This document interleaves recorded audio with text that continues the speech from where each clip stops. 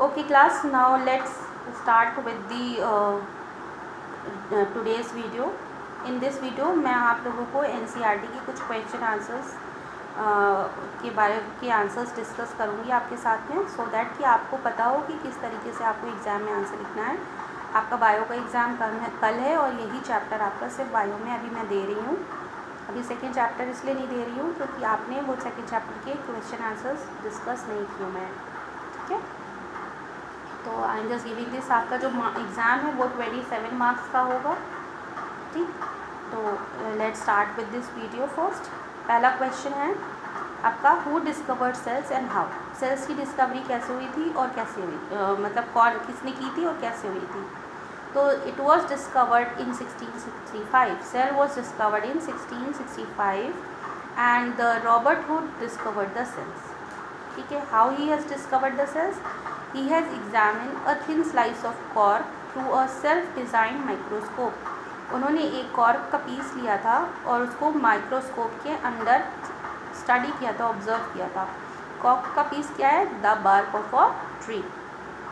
उन्होंने क्या देखा कि जो कॉर्क का स्ट्रक्चर है वो हनी कॉम के स्ट्रक्चर के साथ मिलता जुलता है। हनी कॉम मतलब मधुमक्खी का जैसे छत्ता होता है, ठीक है, उसके जैसे मिलता जुलता है।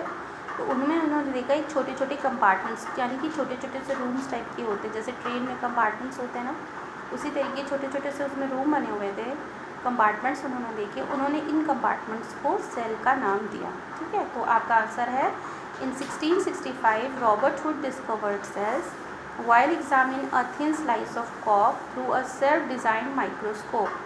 He observed that the cork resembled the structure of a honeycomb consisting of numerous tiny compartments, and the minuscule boxes are referred to as the cells. Second question है आपका, why is cell called the structural and the functional unit of life। हम cell को structural और functional unit of life क्यों मानते हैं। तो इसका आंसर है, cells forms the structure of an entity. Cell जो है हर इंटाइटी का स्ट्रक्चरल यूनिट है। कैसे, because a group of cells form a tissue, further an organ and ultimately an organ system. क्योंकि जब ग्रुप ऑफ सेल्स आपस में मिलते हैं तो वो टिश्यूज़ बनाते हैं, फिर यही टिश्यूज़ जब आपस में मिलते हैं तो ऑर्गन बनाते हैं, और ऑर्गन अल्टीमेटली ऑर्गन सिस्टम बनाते हैं। They perform fundamental functions and life processes such as respiration, digestion, excretion, etc. in both unicellular and multicellular entities. Cells की वजह से ही जो है लाइफ के जितने भी इम्पोर्टेंट काम हैं, जैसे कि रेस्पिरेशन है, डाइजेशन है, एक्सक्रीशन है, वो सारे काम इन सेल्स के अंदर ही और सेल्स की वजह से ही होते हैं, चाहे वो यूनिसेलुलर ऑर्गेनिजम्स हो चाहे वो मल्टीसेलुलर ऑर्गेनिजम्स हो।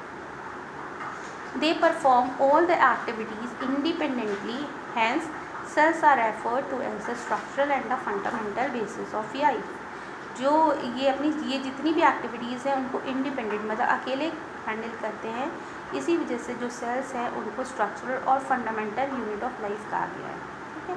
तो क्या हुआ इसका answer, cells form the structure of an entity, a group of cells form a tissue, further an organ and ultimately an organ system. They perform fundamental functions and life process such as respiration, digestion, excretion, etc. in both unicellular and multicellular entities. They perform all the activities independently and hence cells are referred to as the structural and the fundamental unit of life. This is your question number 3।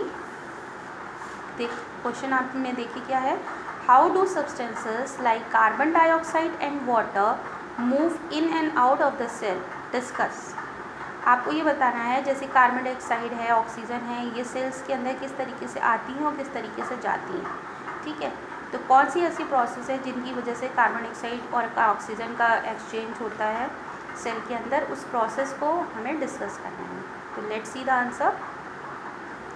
Carbon dioxide moves by diffusion, तो the नाम process name is diffusion.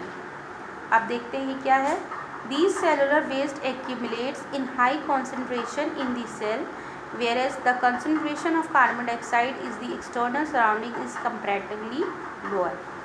ये जो cellular waste है, देखो carbon dioxide हमारा waste है ना, हम उसको बाहर अपनी बॉडी के बाहर निकाल देते हैं तो वो हमारी बॉडी के लिए वेस्ट मटेरियल हुआ।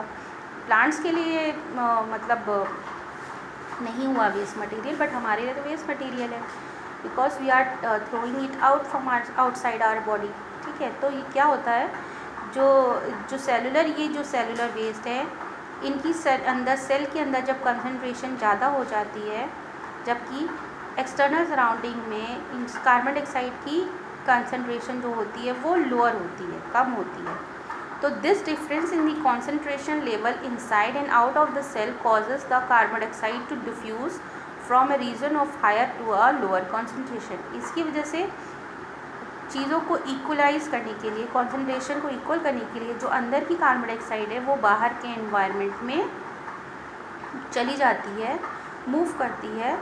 इसी वजह से ये क्या प्रोसेस कहलाती है, डिफ्यूज़न। ठीक है, H2O diffuses by the osmosis through the cell membrane. H2O is what? H2O is water. तो water जो है उसका जो डिफ्यूज़न होता है, जो वो ऑस्मोसिस के थ्रू होता है across the cell membrane. It moves from a region of higher concentration to a lower concentrated region through a selectively permeable membrane until equilibrium is reached. जो पानी होता है वो ऑस्मोसिस के थ्रू जो है सेल मेम्ब्रेन से डिफ्यूज़ होता है। जो वाटर होता है, वाटर मॉलिक्यूल जो है हायर कॉन्सेंट्रेशन से लोअर कॉन्सेंट्रेशन की मूवमेंट के मॉलिक्यूल, जो वाटर मॉलिक्यूल्स होते हैं वो हायर कॉन्सेंट्रेशन से लोअर कॉन्सेंट्रेशन की तरफ मूव करते हैं। विधि है बीच में सेलेक्टिवली परमिएबल मेम्ब्रेन होती है, उसके थ्रू मूव करते हैं, और ये मूवमेंट तब तक जारी रहता है जब तक दोनों की जगह ये जो क्वांटिटी है वो इक्वल ना हो जाए। ठीक, तो क्या आंसर बनता है इसका, आप देखिए एक बार फिर से। Carbon dioxide move by diffusion, the cellular waste accumulates in high concentration in the cell, whereas the concentration of carbon dioxide in the external surrounding is comparatively lower. This difference in the concentration level inside and out of the cell causes the carbon dioxide to move to diffuse from a region of higher concentration to a lower concentration. Water diffuses by osmosis through a cell membrane. It moves from a region of higher concentration to a lower concentrated region through a selectively permeable membrane until the equilibrium is reached. Next question है, why is the plasma membrane called a selectively permeable membrane? अभी हमने पढ़ा ना, selectively permeable membrane के through water molecule diffuse होते हैं। अब यही क्वेश्चन पूछ रहे हैं आपसे कि जो प्लाज्मा मेम्ब्रेन है उसको सेलेक्टिवली परमिएबल मेम्ब्रेन क्यों कहते हैं। देखिए क्वेश्चन में ही इसका आंसर छुपा हुआ है।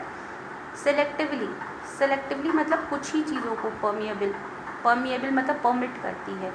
क्यों?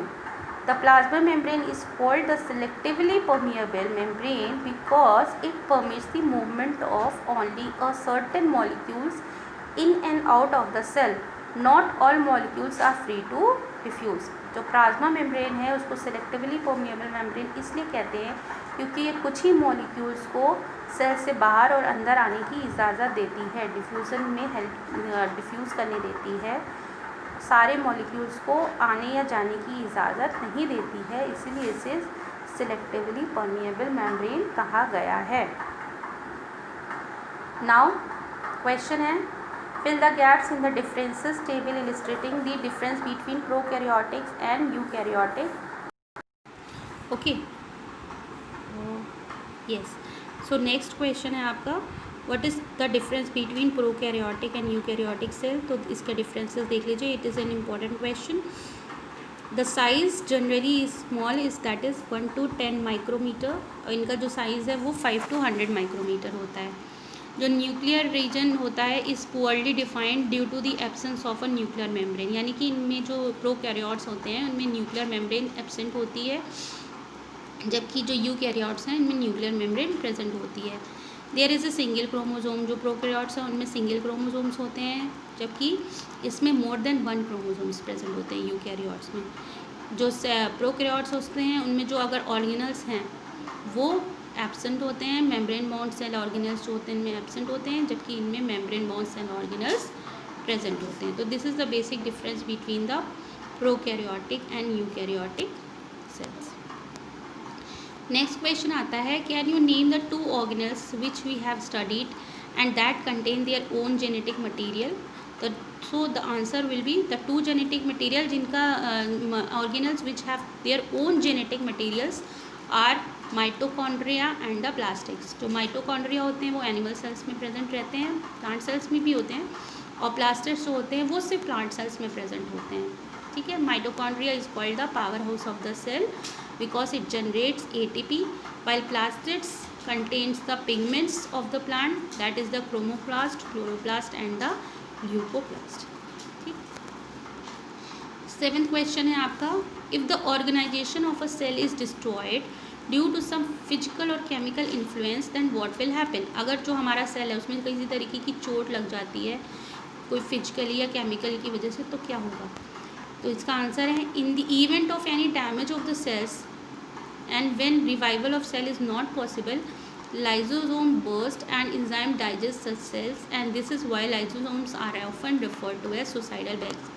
तो सुसाइड बैग्स क्यों कहते हैं, इनका भी आंसर यही है, क्योंकि क्या होता है उस केस में जो जब डैमेज सेल्स जो होते हैं वो, अगर सेल्स जो होते हैं वो डैमेज हो जाते हैं, उनको किसी तरीके से उनको हम सही नहीं कर सकते, तो उस केस में जो लाइसोसोम्स होते हैं वो बर्स्ट हो जाते हैं और उनके अंदर जो इंजाइम्स होते हैं वो इस तरीके के सेल्स को क्या करते हैं, डाइजेस्ट कर देते हैं, इसलिए लाइसोसोम्स को हम सुसाइड बैग्स भी कहते हैं। देखिए नेक्स्ट क्वेश्चन भी वही कह रहा है आपका, पूछ रहा है आपसे कि why lysosomes are known as suicidal bags. तो these are called the suicidal bags because when there is a damage to the cell and when revival is not possible, lysozyme may burst and enzyme digest their own cell, and that is why they are known as the suicide bags।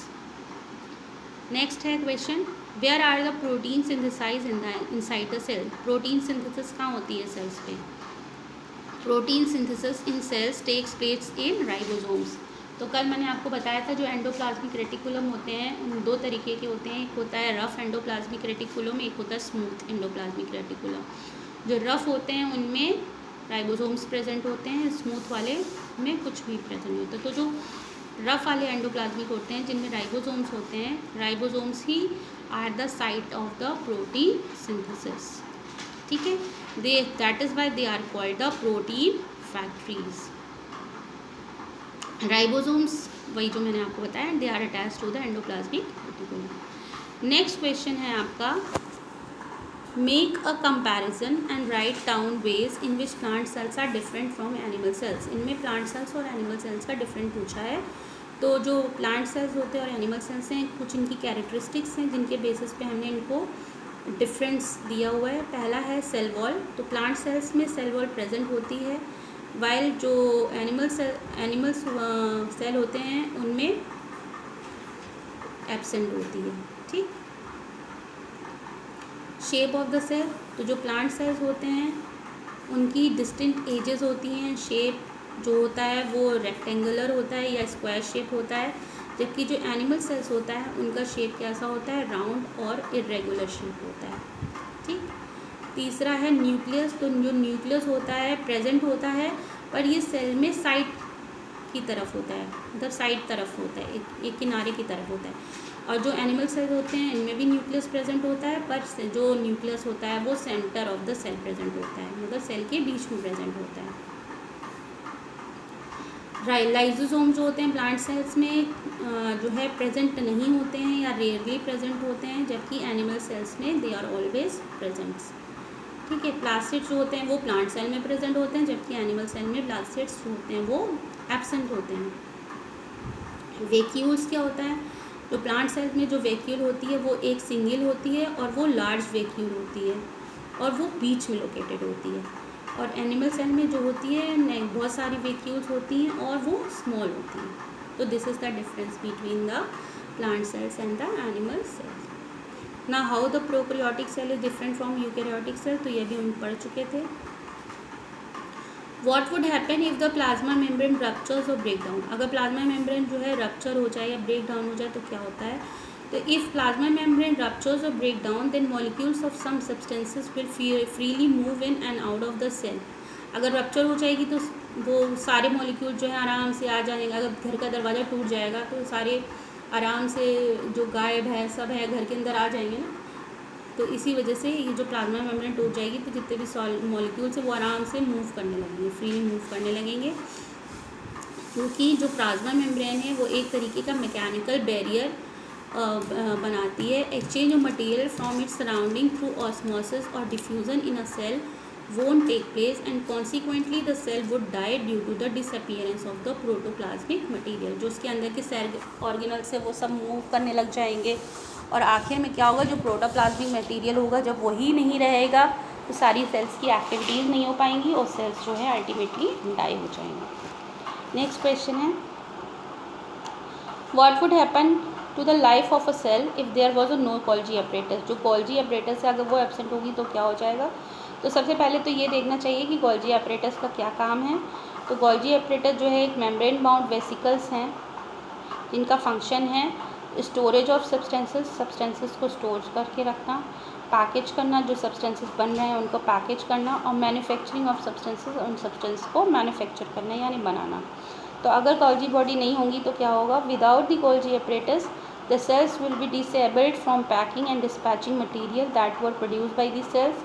The Golgi apparatus is also involved in the formation of the cells and hence in the absence of Golgi apparatus the cell will not be produced। Cell ही produce नहीं होंगे, ठीक है। अच्छा, next which organelle is known as the power house of the cell. तो mitochondria is known as the power of the cell, क्योंकि मैंने आपको बताया था क्यों, क्योंकि ये जो है एनर्जी रिलीज़ करता है जो सेल्स की डिफरेंट एक्टिविटीज़ के लिए ज़रूरी होती है, और एनर्जी जो वो रिलीज़ करता है वो होती है in the form of ATP. ATP का फुल फॉर्म है एडिनोसिन ट्राईफॉस्फेट, ठीक है। यही एक्टिविटी वेरियस टाइप ऑफ जो केमिकल एक्टिविटीज़ हमारी बॉडी के अंदर होती है ये इन्हीं एनर्जी की वजह से होती है, और एटीपी को हम करेंसी ऑफ द सेल कहते हैं। Power house of the cell is the mitochondria but energy currency is the ATP. Okay, where do the lipids and protein constituting this cell membrane get synthesised. तो lipids और protein जो है endoplasmic reticulum में होते हैं। जो rough वाले होते हैं वहाँ पे प्रोटीन्स फॉर्म होता है, और जहाँ जो स्मूथ वाले एंडोप्लाज्मिक रेटिकुलम होते हैं वहाँ लिपिड्स का फॉर्मेशन होता है। How does an amoeba obtain its food. तो amoeba obtain its food by the process of endocytosis. इसमें क्या होता है कि जैसे ही पार्टिकल जो है उसके कांटेक्ट में आता है तो वो एक फूड वैक्यूल बना के उस पार्टिकल्स को इनगल्ट कर लेते हैं with the help of the pseudopodia. Pseudopodia मतलब होता है फॉल्स फीट, स्यूडो मतलब होता है फॉल्स, पोडिया मतलब होता है फीट, तो फॉल्स फीट बना के उसको कैप्चर कर लेते हैं। फिर जो अमीबा है वो डाइजेस्टिव एंजाइम सिक्रीट करता है जिससे कि उन इनगल्ट पार्टिकल का डाइजेशन हो जाता है जब वो फूड प्राप्त हो जाता है। देख सकते हैं आप पिक्चर में जो न्यूक्लियस है, फूड एक पार्टिकल आया, फूड पार्टिकल आया, अमीबा है, उसने स्यूडोपोडिया फॉर्मेशन करना स्टार्ट करा। स्यूडोपोडिक फॉर्मेशन करके उसको पूरा वैक्यूल बना के फूड पार्टिकल को अपने अंदर ले लिया। फिर एंजाइम सिक्रीट किए, एंजाइम सिक्रीशन के थ्रू जो है डाइजेशन हुआ, और डाइजेशन के थ्रू जब पूरा डाइजेस्ट हो गया फूड तो it is egestion. 5th point is the egestion, तो ये इजिशन हो गया। तो this is again very important question and the diagram is also very important. Next question है आपका व्हाट इज़ ऑस्मोसिस। तो ऑस्मोसिस क्या है, the process of movement of water molecule from a region of higher concentration to a region of lower concentration through a semi permeable membrane. उन्होंने एक question पूछा है, take 4 peeled potato halves and scoop each one out to make potato cups.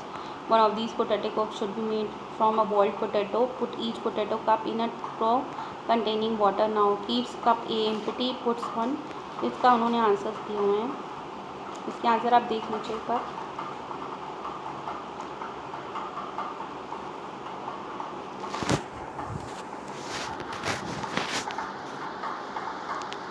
फिर है एक important question, which type of cell division is required for the growth and repair of a body and which type is involve in the formation of gametes.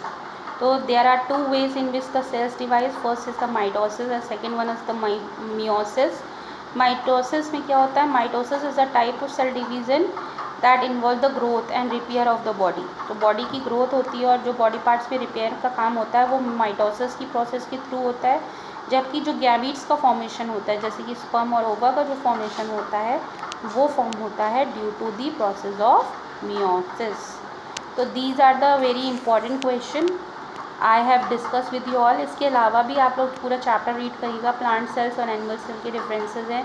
Basically जो cell organelles हैं उनके functions आप ज़रूर देख लीजिएगा कि उनके क्या क्या फंक्शंस हैं. सेल का स्ट्रक्चर इज़ वेरी इंपॉर्टेंट. तो just practice to make the structure of the cell. Okay, so just keep revising the topics, and if you have any doubts so you can ask me after the video. Take care. Bye.